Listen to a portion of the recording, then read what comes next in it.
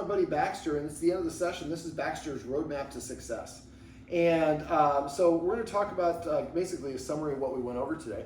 Now we started off because Baxter is sometimes reactive to people that he doesn't know. I had his guardian come and meet me outside. Now what I did is I left a tree trail. There's some steps to the building, and I kind of, when you come down the steps, a little bit of a portion to the right, there's a little section with some, how about you stay with me for a sec? Now he's not eating the treats right now, which could be an indication he's full. We've given him a lot of treats. But basically what I did was I left a trail of these treats, and at first he was not taking the treats. If a dog won't take a treat, just like he did in there, that could be an illustration that they have cortisol, the stress hormone in their blood. One of the symptoms of that is they lose their appetite. So if your dog normally will eat a treat and suddenly they won't take a treat and there's something new in your environment, might be an indication that the dog doesn't like whatever that particular thing is or is scared of it. So what I did was I left the treat trail, and so as soon as he came down the steps, he saw a couple of treats. I have them about at first I have them about 6 inches apart like this. Then I went to about a foot apart, then about a foot and a half apart. Then as he got closer to me, I started making them closer together again. Now he went down and he started eating them, then he turned around and walked back and got them. Now after a while, he's gonna like these particular treats, and he's more of a habit of doing it. So he comes down. I was sitting down. So when he approached me, I'm sitting in this position, he's approaching me. He actually approached me from this side. So when I'm sitting, I'm more approachable as a dog, less intimidating than if I were standing. If I'm facing him, that's confrontational, so I'm turned sideways so he feels a bit more relaxed. He's choosing to go and get those treats, and treats are a primary reinforcer for dogs. It's something that they really like. So he's feeling good about the experience, and he's choosing to come up to me. Now, if I come into his home, I'm invading his space. If I'm sitting outside and his guardian comes out to meet me and the guest has left a treat trail and the treat trail leads up to me, he's approaching me. I'm not invading his space. And then after that, we went out for a little bit of a walk. Now, he was being a little terriers nip when they want to disagree. There were a couple of times I moved a little bit where he was kind of darting towards my feet. He didn't nip me, but it was in that kind of what I want to avoid. So you see a darting behavior like that, you might want to have the person walk away, or you call Baxter away when the person stands up, because going from a sitting to a standing position, that can be a little jarring for a dog. Then we went on a little bit of a mini walk. We walked about half a block. I had the guardian switch over from a retractable flexi leash to a straight leash. And about halfway on that walk, he handed me the leash. I was keeping the leash. Baxter was okay, he was walking next to his guardian. Then we kind of went around the corner and I asked his guardian to go back home and wait in the lobby. And so Baxter didn't get to see him leave, and now Baxter's stuck with me. Now, when you're doing this with guests, make sure you tell them, don't jerk the leash. Make sure you pick people who are going to be good with this. And then I went a little bit further away from the building. I went down, not to the corner quite, but close to that direction. Then I crossed the street, so it was a nice shade. He wasn't sniffing anything. Walked about halfway up the block, and there were some steps. I sat down. I kept the leash about that short. And then Baxter finally came over and kind of sniffed my leg, my shoe. I gave him a treat. He ate the treat. If he won't eat the treats, that could be an indication he doesn't feel comfortable. I was asking him to sit. He didn't feel like sitting, and that's okay. That's also an indication he doesn't feel comfortable enough to sit next to me or to listen to me. That's okay. That helps me know where we are in our relationship. The guardian is back home. So after that, now he was relaxed enough, and I'm not saying that other people need to do this, but I was able to pick him up and kind of snuggle him a little bit. He wasn't really interested in that. He was more interested in his dad, so I'm not restraining him, but I wanted to be able to touch him and make sure he was okay with me touching him without trying to nip or bite, which he wasn't. And then I was able to pick him up, and after I did that, put him back down, we walked back across the street. We walked into the lobby. He was happy to be reunited with his guardian. We walked to the apartment. I kept him on the leash. I was holding the leash the whole time we walk in. I'm still holding the leash. I sit down. And when you do this, have the person kind of hold on the leash. Not that we restrain him, we're not flooding him. If he really wants to get away from the person, let him go away. We don't want to force him to do it. But we just don't want to give him too much access. And then if you can, have somebody sitting down. And then, a lot of times the dog comes up to us and we're like, oh yes, good boy, we're petting them. Sometimes it's really a dog like Baxter, it's hard for him to approach. So you should tell your guests, if he comes and approaches you, you just hold still. Don't look at him, don't talk to him, don't reach to pet him. Just let him observe and interact with you passively. And then once he kind of gets done sniffing you, maybe hand them a treat, maybe pull out one of these treats, and they can just give him a treat. don't worry about getting Baxter to sit for other people. All I want Baxter to do is have a positive emotional response. So if we're constantly sit, and he won't sit because he doesn't feel comfortable enough to sit, then he doesn't get a positive reinforcement. It's not a benefit. He's like, well, I was around the scary man, and then I was scared, and then I finally went away. There's no positive there other than the person going away. But if I'm giving him treats and he's not sitting, but I'm just giving him the treats and he's eating them, he's telling me he's comfortable enough to eat the treats. He's developing a positive association. If I come to your house and start handing you $100 bills, you're probably going to be in a pretty good mood. These are kind of $100 bills to dogs. So that's what I would recommend you do for the greetings. And then now I was here for a long time. I know how to comport myself. You really want to try to keep the visits relatively short. But the idea is having Baxter meet somebody in a positive way. If I'm going to have a house party and have 12 people here, I would have each person come by during the week of just on their own so that Baxter can meet them, have that positive interaction, so when they all come together, which is a lot more difficult, or have an individual relationship I've developed with each of the people that are here. Okay, so after that we came in, he seemed very comfortable, and he was giving me some good body language. He was grabbing items, come over and laying on the floor and eating them. And when he was doing that, he had his back to me. That's a good indication he feels comfortable. Feeling comfortable to take a high value item and chew it at my feet with his back to me, those are big signs. So I'm not saying that he has to do that. He can be on the couch when your guests are here as well. But we want to just have him feel comfortable. Now, let's say the camera's Baxter and I'm a guest and Baxter's not 100% comfortable. I might show him I have a treat and toss it halfway distance between me and Baxter. If he won't get it, I would do it halfway distance from where this treat is to Baxter. So I'm going to get easier and easier for him until he takes the treats. If he won't take the treats, could be telling me he's uncomfortable. Let's say he starts eating those treats and I'm doing it. My goal is not only to get him to come to me. If he comes to me and takes a treat in my hand, great. Every once in a while, I'm going to throw a treat behind him. That allows him to move away, release some energy. I forgot earlier, and it finally came back to me, dogs do something called an anxiety shake. So if he's very stressed and then goes and shakes it off, that's kind of his way of saying, when he does that, I usually like to pet him on the butt or say the mark word, good, release that anxiety. Don't keep that pent up. And sometimes they need a little break. So that's why it's helpful when you have guests not to have them stay for 3 hours after they come in. They stay for 20 minutes, you drink some wine, have some charcuterie tray, or I can never say that word, and then they leave. And so he has a good positive experience throughout. Now be careful when people stand up and move around. For him, those are going to be things that are going to be triggers. Until he's very comfortable with them, I would try to move him away before the person gets up and walks away. If he's right here and he's uncomfortable, I stand up, he might nip at me because he's like, oh, David's in an action position now. So we don't want to fool him, but we want to move him further away from whatever it is. Then the person stands up, actually comes back over, maybe they give him another treat. Maybe I take a step and then give him a treat, and another step and then give him a treat. We think I'm just gonna walk to the door. He might think, you're gonna go steal something. So I'm gonna nip at your heels to tell you not to move that. So I go at his pace. I take one step, he gets a treat. I take another step, he gets a treat. So when I step, he gets a treat. So after a while, he likes it when I walk around. He's not trying to object or stop me from doing it. It's actually a positive thing. Okay, so that's kind of the greeting part. Now, when we first got here, we talked about marker words. I have a video on marker words. You need to, by the time you watch this, you should be halfway done, if not completely done, loading. Yes, treat. Take a couple steps. Yes, treat. Yes, treat. Do that about 6 to 8 times, about 15 treats each time. Do it a lot of variety in your place. Just in your place. You could also do it on your lanai.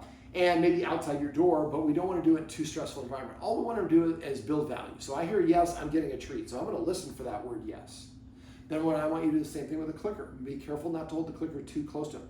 You want to do this loading exercise in a day or two. So try to get some good treats. Do it today, tomorrow. By Friday, be done with the loading exercise. So when you click or say yes, he's looking up, and he's looking up with a very positive interaction. We also went over hand targeting. Now, it's still a work in progress for him. There should be a link to hand targeting above in this write-up. Click and watch that video. Remember, the progression is turn the head, then lean, then take one step, then multiple steps. You want to be able to get him to come from about 15 feet away when you say boop. Now, remember, there's 4 components: cue, action, the dog doing the action, marker word, and then the reward. But when we do this, the first step we introduce last. So we just lure the dog into sit, like we're doing on the floor over there. When he achieved a sit, yes. And then we were doing the same thing for a down. Now, remember, imaginary rubber band. So if I'm luring a dog into a down, I don't go like this. I go like this. The rubber band snaps it back to the dog's lips. You always want to try to keep that treat within an inch of their lips. I'm doing a luring technique for this. Now, we were trying to get him to lay down. He was leaning his head down, but he wasn't actually laying down. So what we did is we lured in stages. So he leaned down, and then I gave him a treat. I said yes and gave him a treat. Leaned down, yes, and gave him a treat. Eventually, he leaned down, this leg started moving, and then it went like this. I said yes and gave him a treat. So if he wants to lay out, he's got to put his paws out in front of me to lay down. So moving his paw forward is a portion of the overall exercise. When you're teaching, you want to make it as easy as you need to so the dog can actually be successful. Otherwise, they get frustrated if you ask for the whole thing. So eventually he did this, and eventually the guardian got 1 step, 2 steps, and laying down.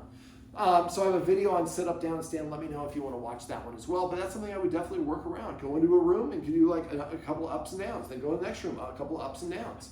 And again, we're not saying the cue. Like for hand targeting, we were just going yes, yes, yes. And when it became easy to do so, that's when we introduced the cue. When I go like this and 90% of the time he's touching my hand, I shouldn't say the cue unless I'm 90% certain the dog's going to do the action. So we do a whole bunch in a row. The dog's going to probably touch his nose or your hand no matter what. When they get in a rhythm, then I sneak the cue in and say, boop, chop, yes, treat. So when we introduce the cue, it's only when the dog is really, it's easy for them to do it or has lured them into doing it, then we sneak the cue in first, then do the actions. Also, body mechanics, make sure if, there were times where like the treats are here and I went like this and the guardian was like this before the dog touched. I'm holding the treats here. He was just staring here. So if I'm doing touch, I have all the treats in this hand, I chop over here. Dog looks up, there's no treats kind of ready for him to be distracted about. Yes, then I put the treat there, put all the treats in this hand, yes, and I'm able to go back and forth. So we went over hand targeting, practice that one because you can also use that pause interrupter sound. That's also the main you should load. So he's going to respond best to puppy, puppy, puppy. Say puppy, puppy, puppy, just like that, and then give him a treat. And then take a couple steps, wait for him to come, puppy, puppy, puppy, treat. So then when he is doing something you don't want, not the lunging or growling, those higher, more complex, intense emotions it won't work for, but if he's like maybe gonna chew on a little string over there he's not supposed to, I say, puppy, puppy, puppy, he looks at me, I say, boop, he runs over, shoves his nose to my hand, I put a treat there, then I'm gonna give him a bully stick. I'm gonna take him for a walk. I'm gonna do some cookie in the corner. I'm gonna do some training or whatever it is, or I'm gonna take that thing away. Remember, all attention is rewarding. So if he does something and you give him attention, even if it's to correct him afterwards, you are reinforcing and making him do what he did before, more likely to happen again. But if he's sniffing the trash or the string and I make the positive interrupter sound and he looks at me, I've just distracted him. I didn't give him attention. I just made an interesting sound and he chose to look at me. Then I give him a cue that caused him to run away from it. Now I'm rewarding for the coming to my hand, not giving him attention for getting in the trash or the string or whatever it is. Most of us train our dogs to actually misbehave. So the more that you reward your dog or redirect them that way, the better.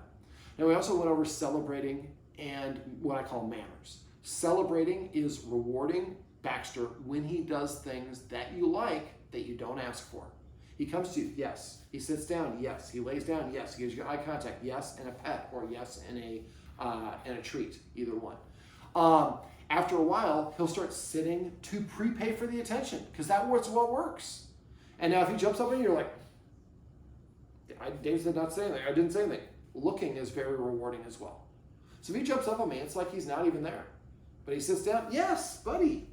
So you're saying that when you do the desired actions, it catches my attention. When you do undesired actions, I become the lamest person you've ever met and I don't give any interaction whatsoever. After a while, you'll counter that and you'll start sitting to ask for attention.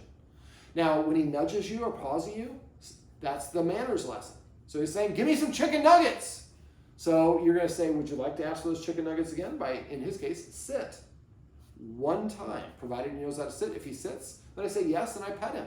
If he doesn't sit, I just lean back on the couch, go back to making some art, writing a song, checking my email, watching TV, or whatever I'm doing. He's the one missing out. I'm not correcting him. Oh, I would give you the treats if you would have listened. No. By not getting rewarded, half of how dogs learn is not doing the thing we want and then not being rewarded for it. A lot of us think we're being nice. The dog sits, sit, sit. He won't sit. I'll give you a treat anyways. What's my motivation to sit? You're going to give it to me. I'll do what I want. And that can be related a little bit to his territorial or reactive behavior. He thinks that he's in charge of security or of you or whatever the environment or whatever it is. So making him ask for things, and if he doesn't do it, fine. But if he does it, he gets rewarded. That motivates him to do it. And we counter that with also celebrating. Every time I sit down, he pets me. And when I demand attention, he tells me to sit. And if I do what he says, I get attention. If I don't, nothing happens. After a while, he'll start sitting more often. He'll sit to prepay for that attention. That's really doggy manners. Now, we also talked about the importance of exercise and mental stimulation. He gets exercise right now, but you can use exercise to set him up for success. So if we get to the office early and we know the boss is coming in to be there an hour later, maybe a half an hour before the boss comes in, we take him for a 15-minute walk. Then he has 15 minutes to catch his breath. When the boss comes in, he has not got all that crazy energy. And that's going to help. It's not going to fix your problem. It's going to make it easier for you to fix the problem using the video above of developing a positive emotional response with the things that he's normally fearful of. So exercise can be beneficial for that, but it's also important for his mental health. He's a terrier. Dogs are great athletes. He's in his prime. He needs a lot of exercise. So multiple walks where he gets a sniff, going to be great throughout the day, not all at once, not one long walk at Runyon, but maybe 4 or 5 shorter walks, maybe before we go to work, after, at lunchtime, before the boss comes in. So you're setting him up for success. Also for fetch, when you're playing fetch, the guardian is pulling the toy out of the dog's mouth, which a lot of people do. Sometimes the dog brings you its stuff. It just wants you to know what it's got. I want to show you, I'm showing off my stuff. I want you to covet my stuff. I don't want you to try and take it. But sometimes they do want us to play tug of war and try to take it. Sometimes they just want to come and give us something just because they're like, you're my special guy. I want to just give you my favorite toy. Dear man. So when I'm playing fetch and the dog brings over the toy, I pull out a treat and just hold it up against the dog's lips. I don't say anything. When he drops it, I say yes and put the treat in his mouth.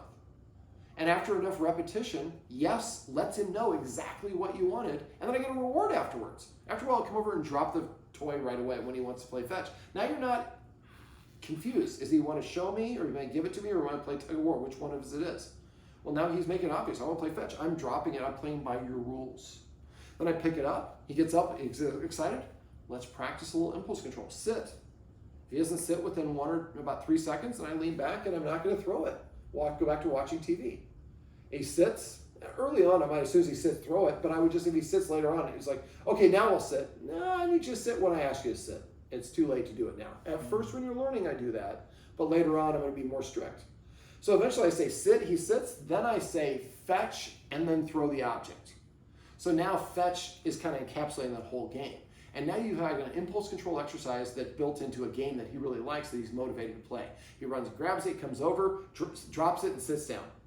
And eventually you can have him sit down 1 second before you throw it, and eventually 2 seconds, 4 seconds, 12 seconds. Eventually he's sitting there for 1.5 minutes waiting for you to throw that object. Controlling himself. Impulse control practice, really important, and we're hiding it in a game. Now, if you can also play tug of war. Remember, his energy level gets above level 5, you just drop it, and we stop playing. We wait for his energy level to come back to 2. If you're running around like we were talking about, and he's really having a great time, that's great, but most of your practice and fun should not be at level 9 intensity. It should be about level 5 of his energy range, halfway up the ladder, or a little bit less than that. And as soon as he gets too excited, that's when mistakes are going to happen. So as soon as he gets too excited, with the exception of you running around, we just stop. And when his energy abates, then we can go and play the game again. And if you're consistent, always at level 5, eventually he'll get to like 4.5 and he'll drop it and like settle himself down, which is awesome. Now, physical exercise is great, but if you only go to the gym, eventually you get stronger and you need more weight, more repetitions. It doesn't have to the same extent for dogs for the way we exercise them, but there is mental enrichment. So I talked about the toilet paper too. Grab a piece of paper or a piece of paper towel, put a piece of kibble in it, crumple it up, put another piece, crumple it again. So maybe 5 pieces of kibble in it, stuff it in the tube, and repeat that for 10 pieces of paper. Now he sits down, he's got to pull that out. That's draining energy. He's using his nose to find it. It builds his confidence, which is a great insulator against insecurities, and you're giving him something to do. That's something you do at the office as well. There's a lot. You can, if you're on Facebook or social media, you might want to just Google or go to Facebook and look at DIY and dog enrichment. A whole lot of stuff out there. Those are great ways to burn energy using a different muscle. I also recommend getting a snuffle mat, feeding him out a snuffle mat. Not leaving the food down like we talked about. You put the food down, as soon as he sniffs it, he's on the clock, he walks away, pick it up and dump it. Make sure you walked away before you pick it and dump it up, but put the empty bowl back down. Every time he goes to his water, he recognizes that bowl is empty. That bowl's empty. Holy cow, there's food there. Now it's a powerful, important thing. I'm going to eat that food. And then once you get to that point, get a snuffle mat. The one that I like is the Rundo. I think it's RU or RHUNDA. And they make a circular one. The other one's fine, it's just a little bit bigger. And you put the kibble in it, he's got to use his nose to find it. That burns energy. I also showed you the video with the Omega Paw Tricky Treat Ball. Get the large one of that, put his kibble in there. He's got and at first you'll have to roll it for him a couple times. After a while, he'll nudge it around like it's World Cup soccer. And so now he's burning energy and earning his food, building his confidence.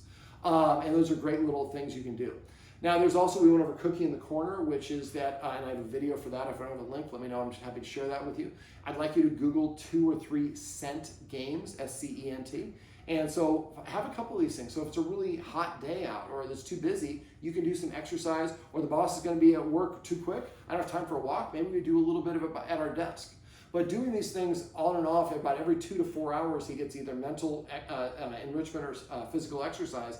We're feeding and taking care of his emotional and his physical needs and setting him up for success. We also talked about the importance of rules and the Premack Principle, which means that a less desirable behavior will earn me a more desirable behavior. So you go to the door and tell him to sit, because we're going to go for a walk. He's so excited, I can't even sit. Well, if you can't sit in the house, I am not taking you about that door. Once you get out the door, you're going to get more excited.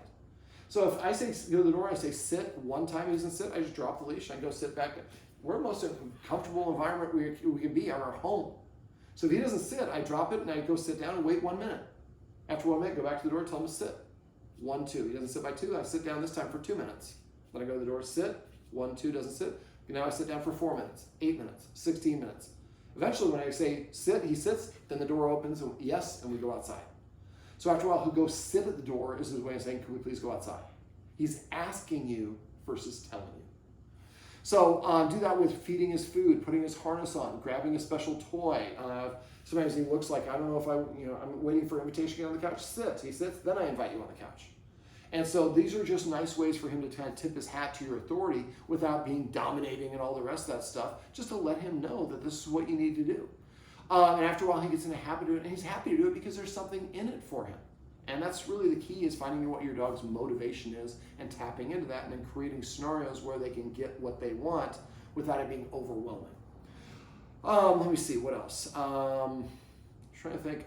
Get a Y-shaped harness instead of that T-shaped harness. And again, for your leash, just try to get a regular 6-foot straight leash. You can keep your retractable, but if you get the retractable, try to get a leash that's like maybe a 6-inch bungee leash that clip on either side.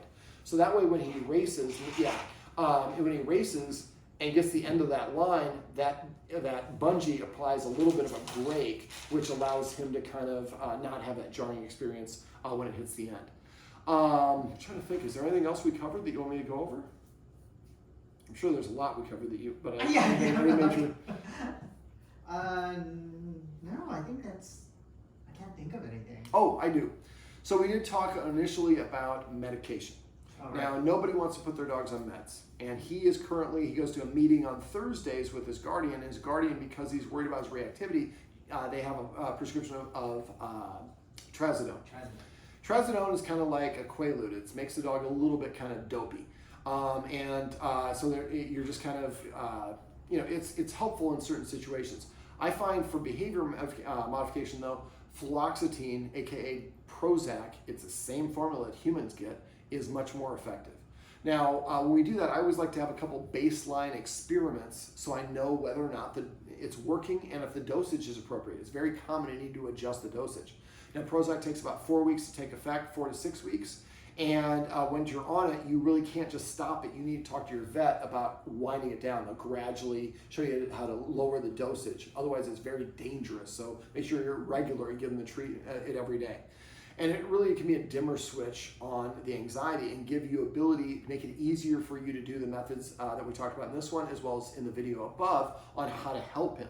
But if he's so triggered, they can't practice, then it's really hard for you. So finding out what if it's working or not, I find that it's helpful to have a couple metrics. So one of them, I would have somebody come into your home to visit him. See how long does it take him to settle down and stop barking with the person here.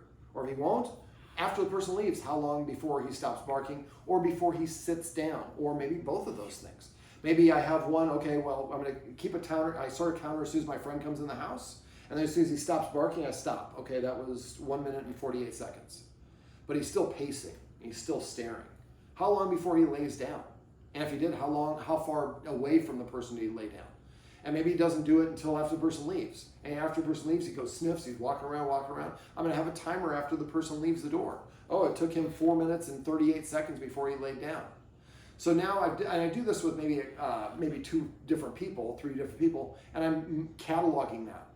Then 4 to 6 weeks later, I have somebody that looks just like that person. So make sure you recreate it. Tall man with a beard that's Caucasian or whatever it is, so they look the same.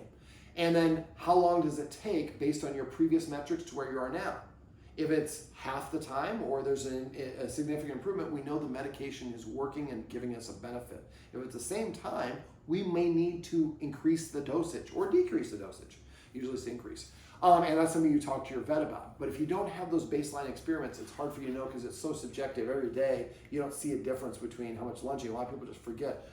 Oh, he's not lunging anymore. It takes me 6 months to recognize that. So again, for these sort of things, we don't want to have them on the wrong dosage for an extra 6 months because it takes a month to adjust. So we're going to be able to, after about 4 weeks, I would try it. If you're not seeing a difference, I'd probably give it another 2 weeks just in case. At 6 weeks, you're getting the same difference. Then call your vet and get a different change the prescription a little bit. In the meantime, also sitting is an indication of how comfortable a dog is. So I ask for a sit a lot to judge and see how comfortable a dog is. What a lot of guardians do is if their dog lunges or snarls or does something inappropriate, or they think that something's going to happen, they tell it to sit so the thing can pass by. Dogs have a fight or a flight response. If I force you to sit, I'm taking away your ability to flight.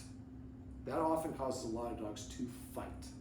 So instead, don't ask your dog to sit, or if you do and they won't sit, then take 5 feet away and try it again. 5 feet away, try it again. Until you find the distance, you're 25 feet, you're like, well, this is the distance that Baxter needs to feel comfortable to the boss. That's important for us to know, because then we can start practicing at 25 feet and work on making that a positive association and gradually collapse that distance, but we have to go at the dog's pace. So it's important that we're watching out for those things. Something else that I forgot to go over earlier that we did do in the session, 2 things. We went over cutoff signals as well as dog body language. Now, cutoff signals for dogs include lowering their head, turning away, their ears rotating or flipping back, refusing to look at you, looking at you with what we call a whale eye, a lot of white in the eye. Licking the lips can be just an overall sign of stress or discomfort. Yawning, same thing. Refusing to come to you, rolling over my back, saying, please don't do whatever it is, or freezing. Baring the teeth is a pretty obvious one. So a lot of dogs, little dogs like Baxter, they freeze and we do things with them. Freezing does not imply consent. So remember, when it comes to dogs, eye contact from somebody they do not know is a challenge. Front-facing approach is confrontational. Someone walking straight up to a dog is confrontational. Leaning over a dog is intimidating, and when dogs want to dominate each other, they put their paw on top of the other dog's head. That's exactly how most of us meet dogs. So when somebody wants to meet Baxter, I would say, can I meet Baxter? Sure. We just ask people to hold their hand out to make sure he wants to meet him. And he's a little bit sometimes standoffish with other people. He does better if people crouch down there sideways. Jesus, sounds like your dog's got a lot of production. Wow, what a woke dog you got. That's somebody you don't want to meet. Bye. So if they want to cooperate with you, your dog needs what he needs. And it's not woke or whatever you want to call it. It's just what your dog needs. If I have a partner that needs something, I love my partner. I want to make sure my partner gets what they need. Same thing for your dog. And if people won't listen, they're going to try and pet him anyway. Step in between him and Baxter and the person. There's some dogs that feel more comfortable. You're blocking me. I don't have to go to a nip. A lot of dogs, remember, develop a nipping behavior because people are constantly petting me on top of the head, which I don't like as a dog. So that's one of the reasons we went over hand targeting. It teaches the dog to come and interact with our hands. So if somebody wants to meet him, just say, yeah, he just does better if it's one person at a time, if you're kind of sideways and hold your hand out to see if he wants to meet you. How does he tell you if he's going to meet you? Well, if he doesn't touch his nose to your hand, he's saying he's not interested. And we don't let him meet people that that's the case. So he feels empowered. You'll tell people, that's awesome that you're doing that. Other people, like I said, give you a woke, whatever, let them go. And then basically what happens is they hold their hand out. If Baxter gives you a cutoff signal, you say, hey, he's not feeling it today. Hopefully we'll see you another time, and maybe we'll try some treats next time. Thanks for being so patient and understanding, and walk away. And if they do touch his nose to their hand, he touches his nose to their hand, Baxter really likes being petted under the chin. They'll pet wherever you tell them. But if he does that and then they go over the head and the ears go back and say, these people pet me in the wrong place. Now, don't ever do it if you think Baxter doesn't like it. If Baxter is stiff and still, he has big, staring, unblinking eyes with dilated pupils, his tail's stiff and not moving, his body's stiff, he's holding his breath or he's breathing really heavy. Those are ears are forward. Those are indicators he's not feeling comfortable. So to read dog body language, what I do first of all is I pick one part of them, like the head. Is the nose up or down? Is the mouth open or closed? Now sometimes it's based on the heat and tiredness and energy level and things like that, but normally dogs are wiggly and jiggly with an open mouth. If I'm a dog and I go from an open mouth to a closed mouth, and I'm kind of like, that's a big warning to a dog. I turned, I closed my mouth to get serious. I lowered myself. I stared at you. I gave you a little harder look. Dogs squinting, I squinted, which we do as humans. Dogs, sleepy eyes is a really positive thing. Big, wide, unblinking eyes, not so much. So the idea is to learn to read your dog's body language. So if you know what his ears look like normally and you see them in a different position, you might say he might not feel comfortable meeting that person. Or he might be giving a cutoff signal, as we talked about earlier. So for reading the dog's body language, I look at the head. So head up or down, ears back, neutral or left to the side. Pinned back is usually not good. Big eyes, squinty eyes are good. Big eyes unblinking, not good. Dilated pupils, either aroused or not liking things. What is the tail doing? His tail is kind of a curled tail. If it's stiff, almost like quivering, that's not usually a good sign. If a lot of intensity. If he relaxes, you see his tail kind of unspool.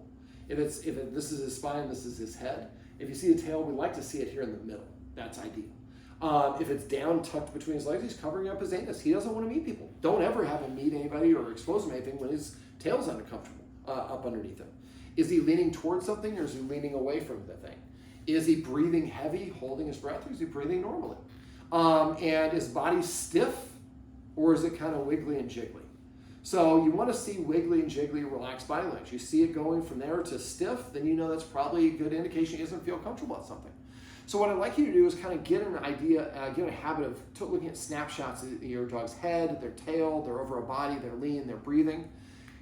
When he's comfortable and relaxed, how does he breathe? How does he hold himself? How does he do these things? Then when he's excited, what are the differences? When he's nervous, what are those differences? And once you start to recognize your dog's body language, and then you see that he's giving big eyes, he closes his mouth, his tail's stiff, and he's staring right at the person, the kid's walking right up to him, that's not somebody that he should meet. And if you're in doubt, skip it. Better to skip it and avoid something bad than having something bad happen. If he's like most dogs, probably doesn't like a whole bunch of kids. A bunch of kids want to meet him? You want to try it? Sure, make a line. Having a whole bunch of kids surrounding your dog, that makes most dogs feel uncomfortable. Kids are used to lining up for school, for everything. Tell them to line, even though they know each other, they'll just form a line. Then you have them one at a time. Hey, here's a treat. Go ahead and sit sideways. Hold the treat out to your side. Don't look and just hold it and let your dog lick it. And let my dog lick it off. And when he licks it off, hold your hand there. So the dog comes and licks the hand off, the treat off. I hold my hand there. I was like, did I miss something? A lot of times they come back a second time. Now they're sniffing me. They're licking me. They're getting a sample of me. So again, we're just so into petting and being the aggressor about it. We don't think of it as being aggressive, but really being more passive when you have a fearful, trepidatious dog and letting the dog approach you. And if the dog approaches me, I don't pet him. I might hold my hand out. If the dog gives me a cutoff signal, then I pull my hand back and I let him sniff me. But I know they're fearful. I don't even offer that. If I see them coming leaning and they're trying to sniff me, I'm just going to wait. I'm going to be patient and not move at all. Because that takes a lot of courage for them to come up. And if I move, I might spook them and that might be a setback. So that's why I cheat a lot of time. I have a friend come over who's going to listen to me. You have some friends come over like, okay, don't pet the dog. Why'd your dog bite me? Because I told you not to pet the dog and you try to pet him. Well, I was petting him. It's a good thing. He doesn't want the good thing. Remember, it's how he interprets it, not how the person intends it. And so pick and choose your battles. We call it setups all the time, but we try to create a scenario. It takes about 66 days for a dog to develop a behavior pattern in a perfect scenario. It's never perfect. So I used to tell people, when you're doing dog behavior modification, what you want to try to do is for 3 months, not allow the dog to practice the unwanted behavior. So in Baxter's case, we see somebody come in the door and we know he's going to be reacting. We pick him up and we go into the other room. So he's not able to practice that behavior. At the same time, we help him practice the desirable behavior. So I might have a friend that comes over and comes to the door and maybe takes one step in. I'm giving Baxter treats, and then before Baxter feels like lunging, the person turns around, walks away, and closes the door. So we're counter-conditioning Baxter. So when the scary things comes in, I'm getting these delicious treats. And if I won't take the treats, I'm telling you I'm about at my breaking point. But I'm eating those treats, now the person's walking in, I'm getting treats. As soon as they turn and walk away, the treats stop. I like treats. Maybe let's have that person come in again. But if we have the person come in all the way and Baxter reacts, the last repetition is what's most bright in their memory. So if that happens, then I recreate the situation in a very easy capacity so I can have a positive interaction being the last thing. And I call that practicing to failure. So we had a person come in the door 1 step and he's getting treats, then 2 steps and 3 steps and 4 steps. You got 5 steps, he's giving cutoff signals, and we keep going 6 steps, more cutoff signals, 7 steps. He lunges, we practice to failure. So if it's 6 steps, he gives a cutoff signal, we have the person walk away, and then maybe come back in. This time they stop at 5 steps or 4 steps. We make it easier. So we end on a positive one. It's always better for dogs for ending it where they want more than pushing too far and they're like, I don't want to do that, or I did bad, or I did it in a way that you don't like and you got frustrated, because that's the memory I'm going to have at the end. So remember, always keep it positive and feel like George Costanza end on a good note. Okay, so let me see. If you have any questions on the stuff we went over, please let me know. Again, I can link videos on the write-up above if we need to. Baxter, puppy, puppy, Baxter. Baxter. There you go. We also went over that cookie in the corner. I think we talked about that, but there's a video for that one. Now, Baxter, I just threw a treat, and he's kind of looking, and he's waiting. Which one of you guys is going to go over there, pick up that treat, and put it in my mouth? And so he's not coming, so I'm going to kind of make it easier for him. Baxter. There we go. So now, Baxter, that was enough. So now he's going to look for that one treat. And Baxter, here. Also, the lower you go, the more it's for your dog. Come here, Baxter. There you go, buddy. So as soon as I got all the way down to the floor, that's when Baxter started moving towards me. Good job, Bax. You want to come up here? He's like, nope, I haven't. It is SAG, strike. I'm just not going to be on camera, man. I'm not going to participate. I'm not in SAG, so I can do this. All right, well, Baxter, you saw him earlier, and this is Baxter's roadmap to success. Remember, everything you do trains your dog. Only sometimes you mean it.